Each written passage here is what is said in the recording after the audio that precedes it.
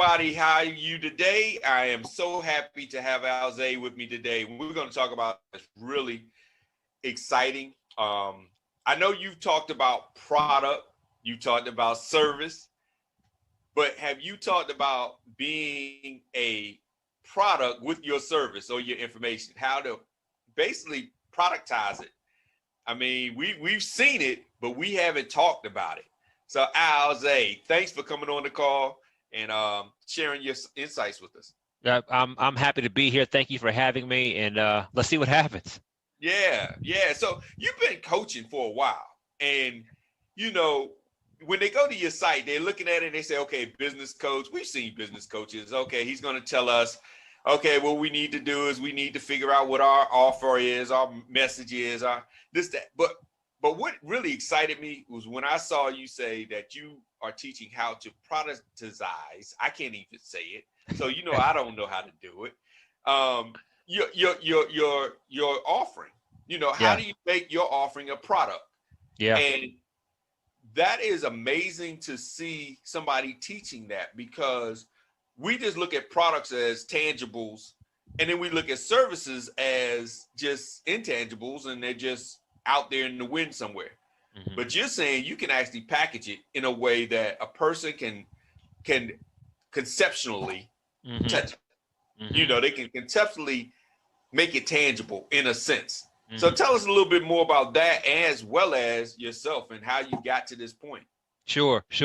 Let's do the background thing first. We'll do it real fast, and then we'll charge right into the concept. Okay. So when I got started as a consultant, it was roughly 2008, and when I got started, I had an undergrad degree in business, I had a master's degree in business, and I already had a Fortune 500 company already under my belt.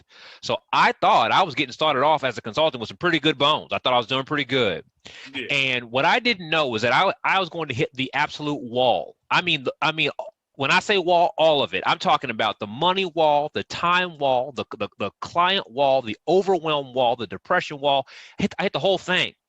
And so then imagine my confusion on why this feels so overwhelming when I had all this formal training and I had all this solid experience. I couldn't figure it out. And let me fast forward the story for you here. There are some basic business fundamentals I was never taught. I never took a class on how to be a business owner. As far as I know, that class still doesn't exist. Now they'll teach you entrepreneurship as a broad concept, yeah. But the mechanics of what it means to run a business is mysterious still for many of us, even when we're profitable. Yeah. And it was mysterious for me because I was making money. I was just crazy, right? I couldn't think straight. So then, one of the basic fundamental elements that allowed me to get my business back under control was simplifying my services, was what we now know to be productizing my services. I didn't even have the language then, but I had the language now. Simplify your services, productize your services. So let's transition now into what the concept helps us understand. When you, or as we as experts are selling skills, we're selling knowledge, we're selling expertise. Those are all things that are incredibly intangible. You can't see them, you can't touch them, you can't feel them. However, for us, they're incredibly real because you were there when you graduated. You were there when you worked on that awesome project. You were there when the client smiled back at you and said, "Good job." You were there every single time. So for you, you completely remember all the details of your awesome experience. But this new prospect you're talking to was not there for any of it. They weren't there when you graduated. They weren't there when you got your last attaboy or attagirl. They weren't there when you got your last set of results. They were not there. So you trying to explain this awesome thing that you've done or need to do with them just falls on deaf ears. It just doesn't land. Okay. So that's intangible expertise. That's the reality of that. Now let's draw a hard comparison so we can see it as fast as we can. When your prospect goes to buy a car, a vehicle, What is that experience? They go to a lot and they look and they can see a number of cars on the lot. They get to choose the car that looks good to them. They can open the door. They can sit in the driver's seat. They can put their hands on the steering wheel. They can play with all the knobs. They can turn the wheel. They can play with the gas. They can even test drive that car on the block if they want to. They can hear, touch, see, smell, and almost taste that vehicle while they're sitting in it. So I want to draw a really loud comparison here between what the number of senses triggered when a prospect buys a physical thing, and how those same senses are not triggered when they buy an intangible thing.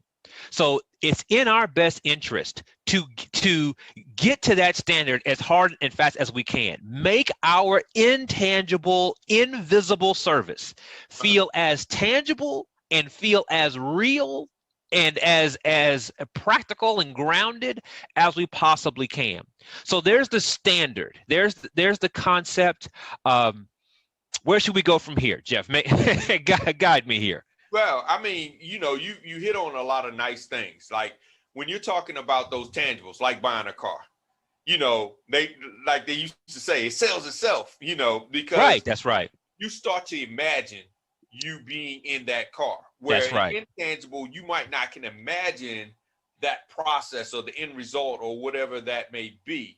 And it's true. When we went to school, because I have an MBA as well, they taught us a bunch of concepts that in the real world, you're like, first of all, it doesn't happen like that. And second of all, you're like, this isn't like a business that I'm in right now. These concepts aren't really transitioning over to day to day of how to manifest or operate in a way that is textbook. So that entrepreneurial experience is different, and it's not something that you can pinpoint. And I love what you said.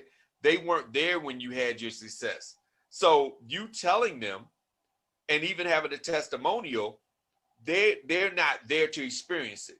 They weren't there to say, yes, when that happened, we won. Right. It's sort of like the game last night. Okay, Baylor won, but we weren't there, so we can't throw up the confetti. And we won. We just saw it on TV. So, that is something that's hard with intangibles of how do you get that emotional, that feel, that hear, that, see. Hopefully they're not tasting cars. Now, if you tasting the car, you need to go ahead. If you licking steering wheels, you need to go ahead and buy it. Right. That might be your car. Right. Yeah. I think nobody else is going to get that car. but how can they mentally taste what you're offering? The result. And that's really it, the result. Right. And how do you transition that? I mean, how do you get a person to in their mind? Because really, even when you are doing it physically, it's still a mental exercise. How do you get it in their mind that, yes, working with you, I can see this. I can feel the feeling of having the success or achieving the goal. I can even, like they used to say in sales, taste it. I can taste it. I can taste this. How do you get to that point? Right. Okay. So the first thing we have to do is appreciate how far away from this standard we might actually be. And sometimes we think that we're really close to it. Oh no, I know what I do. Our software thing has 49 steps to it. Okay, that's good for you. But again, for the other guy on the other end, he's not seeing any of that. So when we get to appreciate that, we could be way further away from the standard than we think. Okay. So now the question becomes, how do you begin to make this real? So Jeff, you highlighted a really important point here. Your client, your prospect is trying to achieve something specific. There's a goal, and that goal is typically measured by something. Now, there's a lot of ways to measure things, but there's typically a number attached to that goal. And by the way, the goal's not always sales. That's a whole different conversation. But there is a measurement attached to this goal. And Yeah. so what your job, my job, our job as experts is to get our clients to their preferred goal as fast as humanly possible. Okay. So there's the fewest number of steps required to get to that goal. Now we got to appreciate that for a minute, because sometimes as experts we get caught in our explanations. We want to tell everybody about, no, I've done this 90 times before. No, wait, let me tell you about the third client I work with. More stories. And as you do that, you are blurring the picture. You are muddying the waters. What's important here is that guy can see a straight line to what he wants. Can you get him there? So if you can see that straight line as the expert, now so can he. So listen, sir, to get to where you just described is 4 crucial steps. They work like this: 1, 2, 3, 4. Do you think that will take you where you want to go? Now, he can confirm that path or deny that path. If he denies that path, no, I don't think that's the right path. Okay, well, which of these steps should we change? Did we miss one? What's the best way of getting there? Now we're having a dialogue about how the scope should work. So now I'm introducing a word that we've hidden, and I'm highlighting it now. The word scope. The project that you put forward to your client must have a predetermined, defined scope. Kind of consider that the box that this lives in, right? If the product fits in a box, the scope is the box, right? How much stuff fits inside the unit? How much stuff fits inside the box? So that's a good place to start, right? Now, the next layer on top of that is your offering will be delivered over a certain time frame. Okay. So how long does this thing going to take? Is it take 1 day, 5 days, 30 days, 6 months, a year, etc.? Now, as experts, we love to be non-committal about this. We love to say, well, it depends. The moment you say it depends, you just punted this deal. You are not closing this deal now. You have just destroyed this whole conversation. You have got to commit to something. You have got to commit to a certain amount of time. If you are uncomfortable with overcommitting, meaning you don't want to say it takes 5 days when it may take 50 days. Okay, well then extend the timeline. Listen, what I'm sure about is that we can get this thing solved in 60 days. Now, it might happen faster than that, but 60 days for sure we're going to have this done. Be the expert. Be honest. Right? Give them that framing. But you can't be slippery about the time frame. You got to give them a time frame they can get their head around. Okay. Now, once you've understood scope, now we have how much are we doing? We got scope. Now that we understand timing, a sense of how long it's going to take. Now we can talk about pricing. How much did it cost? Now, scope, time, and price give you a framing for productizing. All of that together, things begin to feel more real. Now, here's the thing about pricing, though, because again, we can get loose about pricing also. Pricing is about pricing is in comparison to the other choices that your prospect has. What you should not do is bring a price, you pull it out of the sky. 15,000, 4,500, 200. Roll not the fair. dice. Come on, roll right? That's what we do, right? We just pick a number and throw it out there and just kind of see what happens. I think that's unfair to you as the expert. It's unfair to your client. Again, we're looking at this outcome that they want, and we're trying to give them a scope, a time, a price to get to that outcome as fast as humanly possible. And we're pricing the value of that efficiency. And we view that in comparison to what they would do otherwise. And for most of us, your client's going to hire someone else to do it. They're going to hire someone or something else, some other agency or firm to do it. Yeah. Well, what does that cost you? 20 grand, 30 grand, 50 grand, 60 grand, whatever the number is, doesn't matter. But it's in that comparison place where now you can price. So you can spend 20 grand with that fancy firm doing things fancy ways, hoping you get it right. Or you can spend 2,000 here with us and get it solved in the next week. Well, that's a much easier decision to make. It's easier to get their head around it, right? See, touch, feel, smell, taste, Yeah. right? It's easy for them to decide right now. Yes, I want that. I want what you just said, the way you just said it. Can we do it today? And Okay. there comes the bones of how you can productize your offering effectively. Okay. Now, do you actually mention, like when you're doing that STP, do Yeah. you mention those other comparisons? Like, for instance, you could say, well, you can go hire an agency, which will cost you anywhere between $13,000 to $40,000 a month. Yeah. Or you can go this route. Yeah. Yeah. That is about elegance in the conversation. Okay. So these alternatives are the ones that your prospect is already thinking about. Okay. Right? What's on their mind? What's in their awareness? Because if you start throwing out options, you've now bloated the conversation, right? See, we've gotten in the way because now we've added 4 or 5 other choices that they weren't considering. So Okay. what you may find, and if you've been doing your thing for a while, you find that people want to work with you. Like just just in the beginning, they want to work with you. So they don't have really many alternatives. They pretty much decided that you're the person, but you still have to offer them this very clear roadmap so they know how to get to the end. Maybe they are price shopping or proposal shopping. Okay. Well, in that honest dialogue, you should be able to discover, hey, if you don't work with us, then who might you work with? If you don't do it this way, what other way might you do it? And then in that dialogue, then they begin to tell you about the other things that are kind of in their thought process.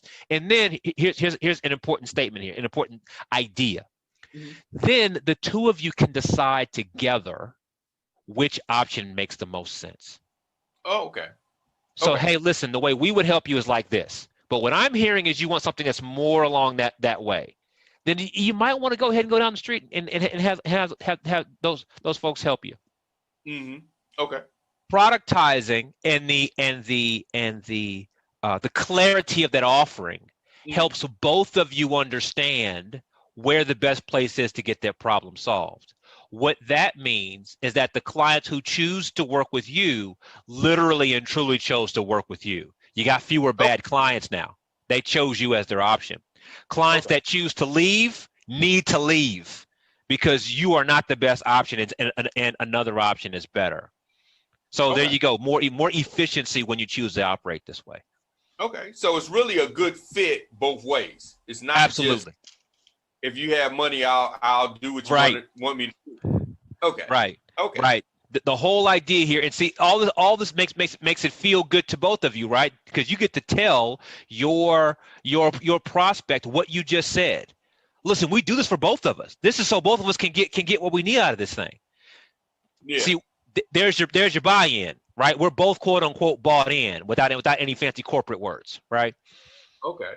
Okay, that makes sense. So it's a lot like relationships when you're out dating. So it's a lot like, hey, I remember I used to be told you can never talk your way into a date, but you can talk your way out of it. Yeah, there's truth to that. Yeah. And like we just talked about earlier with our Atlanta experiences, that there's a lot of options out here, but they might not be your best options. Right. Out there, Seriously.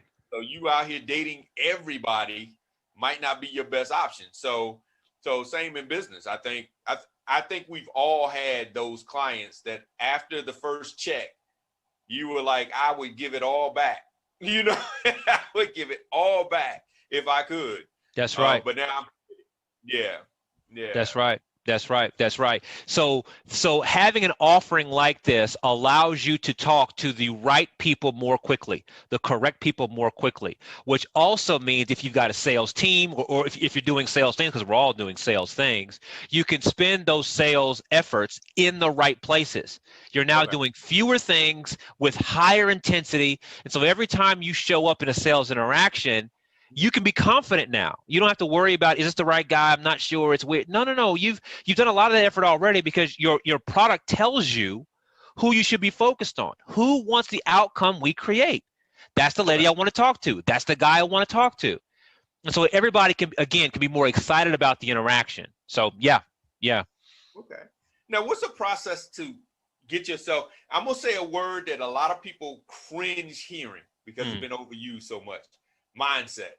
Mm-hmm. I mean, what's a way to get into a mindset to start to productize? I mean, Yeah. because it is different than, I guess you would say, the old smile and dial sales days where you just hound people down, tell them what you have until they submit to you and say, okay, man, I'll just buy, so you just shut up and stop calling me. That's right.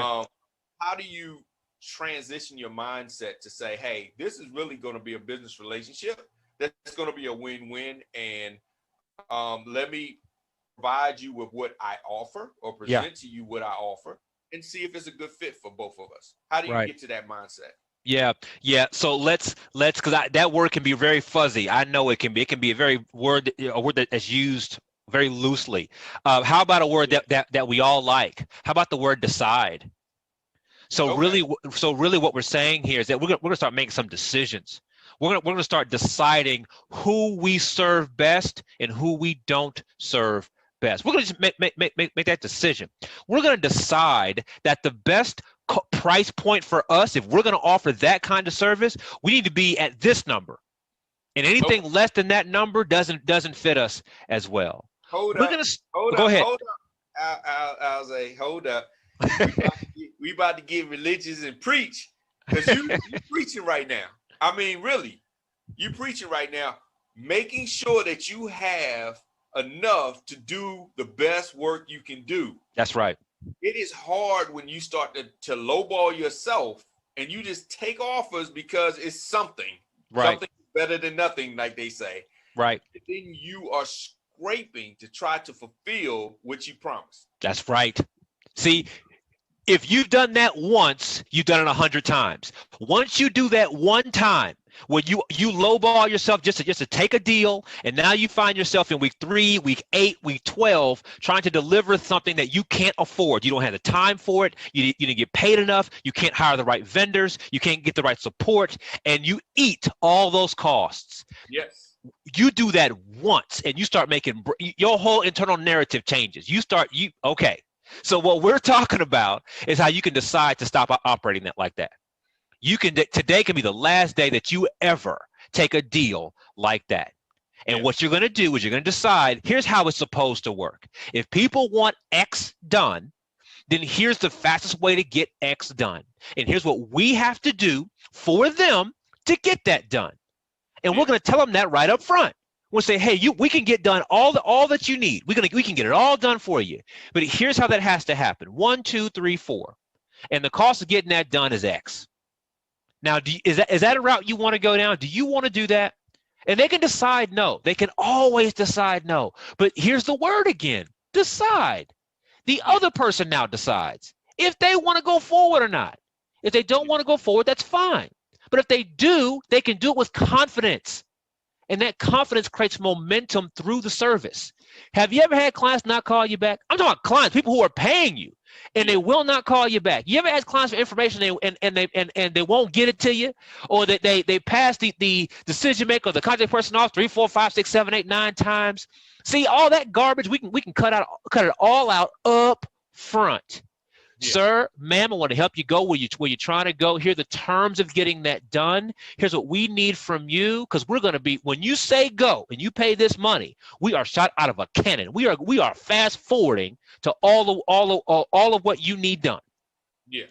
Why would they break that? Why would a client in their own thought process, in their own, who works against their own goals? People don't that we don't do that.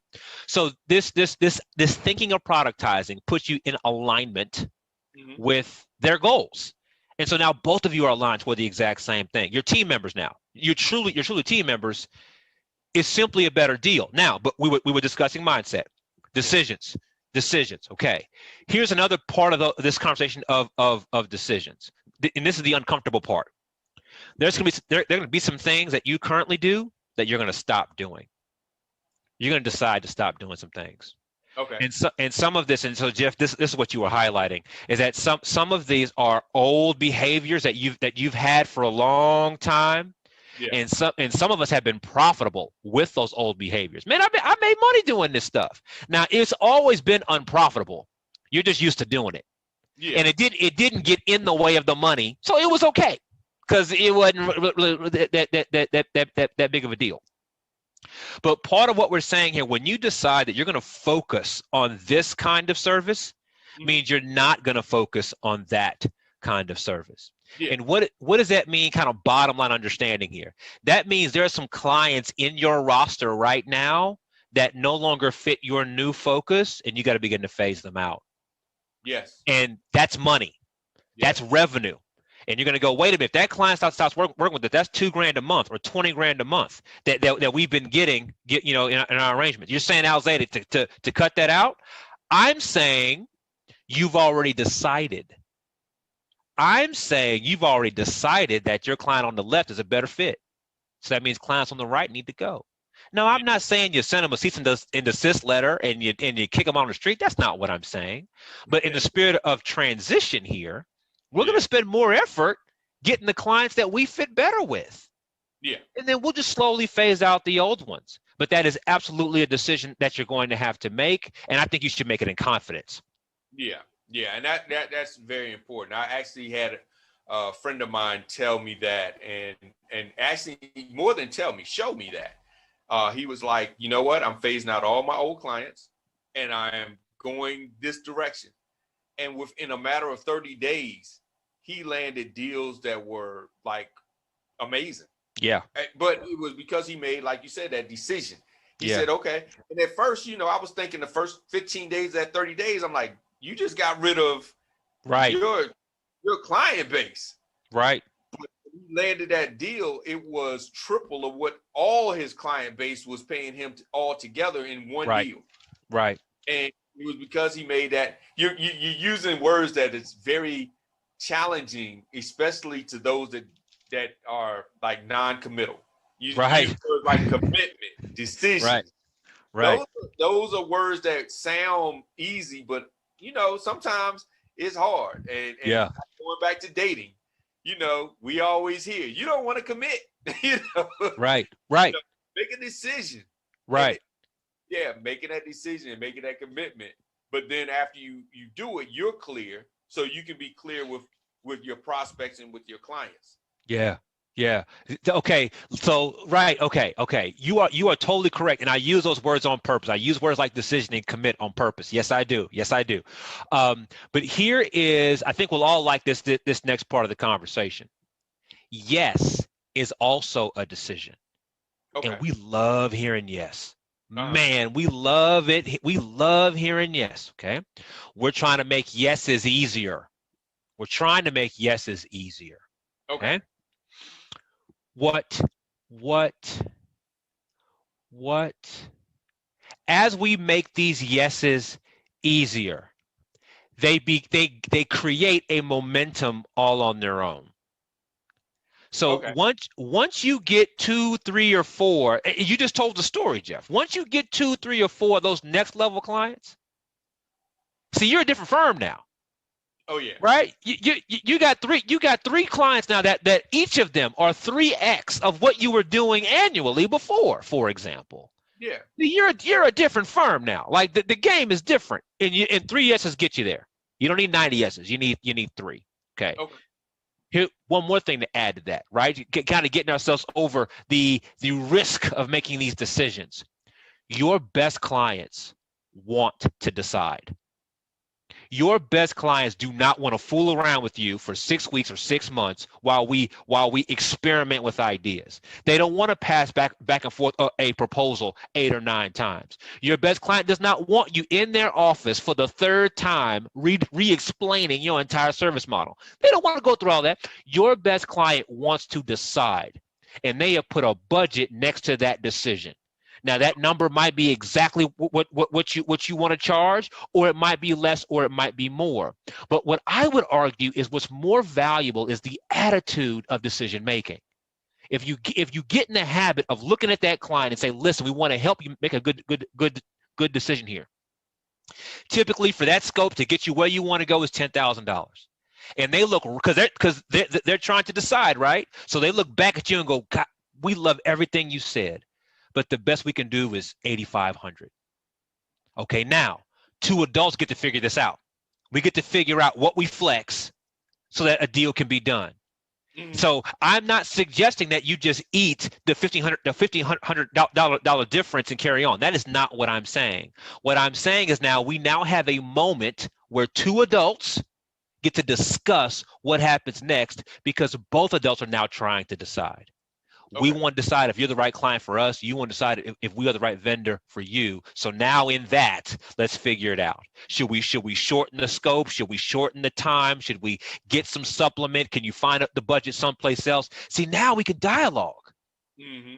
But we only got here because of the clarity that we brought and the clarity that we asked our client to bring, or our prospect to bring. Without that clarity, everybody's guessing. And we guess and we guess and we guess. And guessing, by the way, equals proposals. That's what that means. The manifestation of guessing is proposals. Well, we're not sure. Send us a document, please. Well, we're not sure. Send us a write-up. See? Guessing. And then you have to guess at what you think they need. Guess.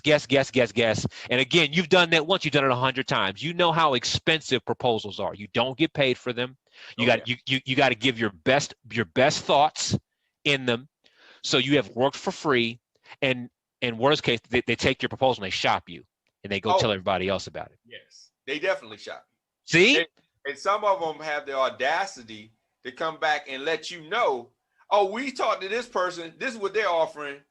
And you're like, wait a minute. So if you're telling me this is what they were proposing, you told them what I'm proposing, and now you're playing the, size against the middle. And that's a terrible feeling, because now you're begging for their business and you're pretty much at a loss before you even started the game. See? So, yeah. Who wins in that? Yeah. Who wins in that? Yeah. Now, the client thinks they're winning. In that moment, they think they're winning as they're playing both sides against the middle. Yeah. But really all they've done is force down the price. Yeah. They have not clarified that what they are purchasing solves the problem. That's not the game they're playing. The game they're playing is how much scope can we get for the smallest amount of for the smallest spend. Yeah. So they'll get it. They'll get it. They'll get the most that they want for the least amount of money. That's what they'll get. Yeah. But will they get a solution? I don't know. Here we are back to playing craps again. We're guessing. Yeah, and here's the bad part about that is it sets a culture that as the service provider, now you're shopping for the biggest deal too. So if a bigger deal comes along, you're telling this client, well, forget That's you. Right. You know what I'm saying? That's right. Hey, I got a bigger client. You can just, go somewhere and figure it out. That's right. Now you've already set the tone that this is not a partnership. That's right. Basically a mercenary. That's right. So yeah. That's right. Yeah. That's right. That's right. Now, you can alleviate all of these pain points that we're talking about. This journey that we're talking about, it's what experts go through every single day, unfortunately. Mm-hmm. And one of the primary tools that you can install in your business immediately to resolve these challenges is a productized service. Okay. If you'll just make the decision to be more precise about what you offer and give it a finite scope, time, and price. If you'll just do that. Now, can you add more complexity? You certainly can. Like all things, there's depth, and you can add bells and whistles. No. But there's and you don't have to do this across your entire practice. Okay. Just in one specific place, in one specific part of your business. Listen, if you've got this thing as a problem, we offer you this core solution, and we're great at it. Yeah. Can we do it for you today? Man, if you'll just put that in one place in your business, you'll get addicted to that efficiency. Okay. So you're basically going to set it up and say, hey, we got this particular scope. This is what we offer. We offer in this time frame. And then we also offer for this price. Now, with that price may vary, right? Based on who you talk to because of their needs, right? Am I correct in that? Maybe. So what the first thing I want to push against is for the person listening to the podcast, I want to push against adding variability. So the idea of one, it is one solution. Let me say clearly, you are targeting one clear profile of person Okay. that has one clear profile of problem, and you are offering one clear solution to that problem. Okay. I would highly recommend that you see that picture first. Okay. This person, this problem, this solution. See that as a picture. Now, once you see that clearly, then you can add on to that. Add price points. You can add scope variations. You can play more games. But my first push is to push against the variability. See the efficiency of one. Okay. Feel the efficiency of one. Feel it actually inside your company. Go, that was a lot easier. My gosh, that was easier. And then figure out how to copy and paste that efficiency. So it makes it easier. Okay. Now it requires decisions, and that's part of what you're highlighting here, Jeff. It does require some decisions. Yes, it does. Yes, it does. But boy, you do it, your client does it. We all like it. Okay. Okay. Well, that is a lot. A lot. I mean, even though it was small words, it transforms you tremendously. Yeah. I mean, commitment, decisions, that STP, I would love to brand it. Of course, there's a brand already out there called STP, but in my mind, I was thinking STP. That is awesome. Yeah. But of course, we can't use that. Right.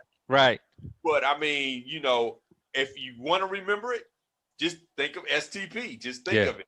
I mean, because that is really a good framework in doing this. Now, you offer coaching in regards to this. I mean, you offer a way to help those get out of their own head that's been trained traditionally over all these years and have a lot of habits. I'm not going to say bad habits. I'm going to just say habits. Right. With working with you, what does that look like? I mean, what does it look like to work with you? Yeah. Here's what I've done actually over the last 6 months is I have turned all of my coaching offerings into one core membership. So what I've done, and this is actually good because it shows you the journey of productizing. So I did not know this concept when I started. I just started like most folks started. I just thought I knew my stuff, quote unquote, right? Yeah. But what I've learned to do over time was hear the problem that the client was facing at the time, or prospect. Say, hey, what are you really going through? Okay, how do I get that solved as fast as I can? So I developed these smaller programs, products, right, that would get clients get their problem solved. And so now what I've done is I've taken all of those efforts of productizing and I've centralized them. So all these problems that we've solved over the years, they are now in one core membership offering. So working with me, being a coaching client of mine, you can opt into that by simply joining the membership. So what that looks like, productizing is one of the core pillar systems that we put in your business as fast as we possibly can. You as we discussed today, you need some version of a productized service now. It just makes your life easier. So there's some other systems that we add to your business, and those systems work together. And so that's where I've come. So that journey will also be the journey you go on, right? As you productize, as you learn to hyper focus on a client, really solve their problem, fix it, and then that roadmap, that pathway becomes an asset. We have asset number 1, and then you work with client 2, client 8, client 12, client 15, and now you've got 15 assets. And now you get to decide what you do with these very deliberate assets. Assets. We run businesses, right? We need assets, and so this is how they're built and what you can do with them as you grow them. And the sweet thing is, you're dealing with your ideal client, so you're not. That's right. You're not muddying it up with your clientele that's not really ideal. That's right. And I've seen that early stages of my business to where I was working with different spectrums of clients. I mean, I'm working with fortune-sized clients. I'm working with solopreneurs, total different needs, total different goals. That's right. Total different process, everything, resources. Right. But yet, when you're looking at your catalog, you're saying, oh, okay, so I'm working with these type of clients, and this is what I'm offering. Right. Well, you're now confusing yourself because you're like, this person's needs you know, they're willing to do this. They're looking to accomplish that, where this other client is on the total opposite side of the spectrum. Right. So how can I truly say this is my ideal client? That's right. Because, you know, it's sort of like going out to eat and you're eating seafood, but then you're eating steak, but then you're eating chicken, but then you're eating burgers. And then you're like, yeah, you know, my favorite food is, well, I don't know, because I've eaten so many things today. That's right. I really don't know which one I really like the best because I just ate everything. That's right. Instead of saying I only, you know, I tease vegans all the time. I'm a vegan. I only eat this. Right. And so your limitations of what you can eat is confined, but you know that's all you eat. That's what you do. That's right. That's right. You know, so yeah, I think that's really, really good because it is hard when you're servicing a lot of different types of clients. That's right. And they all look totally different. That's right. And you're trying to say, this is what I offer. And it's really based on, I'm just dancing to whoever got some money. That's it, right? So under what you just said are two things. You just said the first one. When really, because some of the pushback I get, right, is but Alzay, you know, I have all these kinds of clients. And you just offered my very first response, which is no. You took money from anybody who would pay. That's what that is, right? Okay, so let's just be honest about that. And I understand at some part of your business that's part of the growth curve. I get that too. But now that we know we can make some decisions, let's make some, right? Okay. So the other part of that is here comes some honesty. Will you be honest with yourself and be honest with your team on which section of those clients you serve best? You don't serve all those clients the same to the same degree of excellence. Now man. you can wing it. Yeah, you can always wing it. But I'm talking about the people you know. No. If that guy walks back in here, I know I can help him.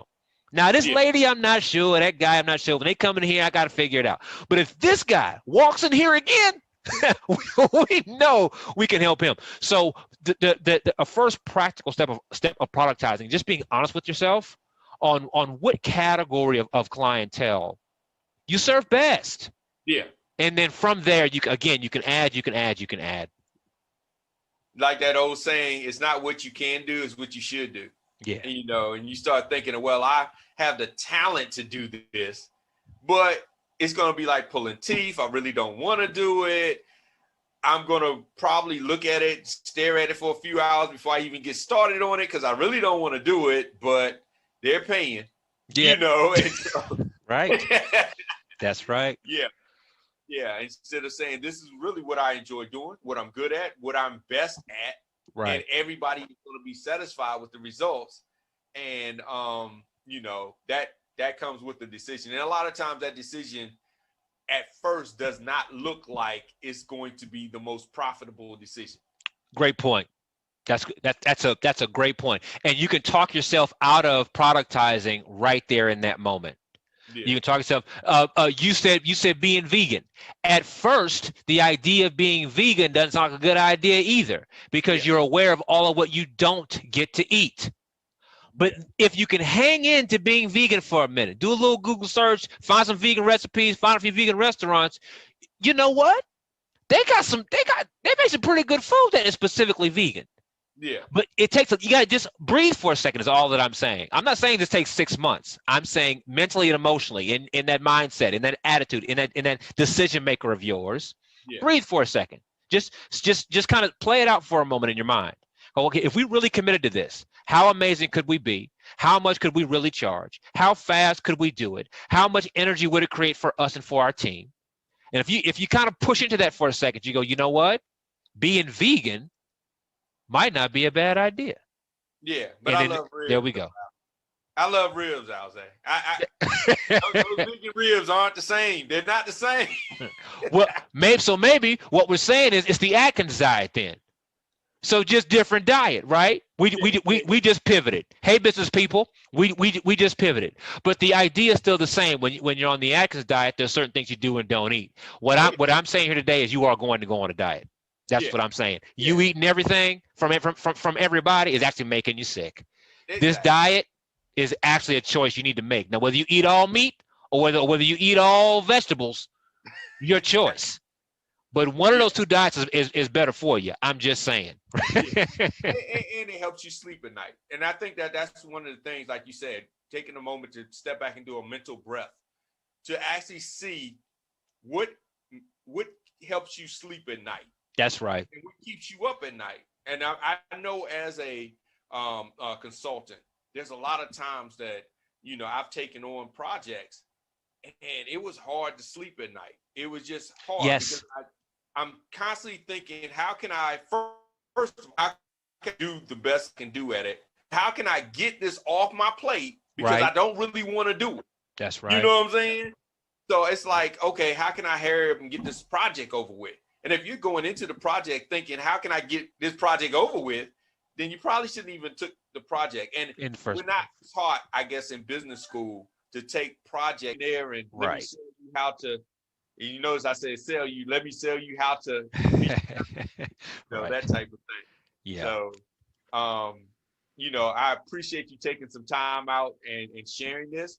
Everybody, if you are looking to productize your services or just make it to where you have a process that works, a process that you can sleep at night. And I keep going back to that sleep because money is a thing. Sleeping at night, you know, that lifestyle is important. If you want to go through that process, I encourage you to look at the content. Look at the content. If it's a good fit, then reach out and then go from there. Take it from there. But, you know, if you don't at least look at the content, then, you know, that pain point's on you because it's there. Yes, sir. Yes, sir. Thank you for that. Thank you. Thank you for that. So great. Well, everybody, once again, thanks for being a part of the community. Thanks for listening to this podcast. And if you have any questions, go ahead and put it in the comments and we'll reach out to you, get your questions answered, see how we can help you grow your business. All right. Take care.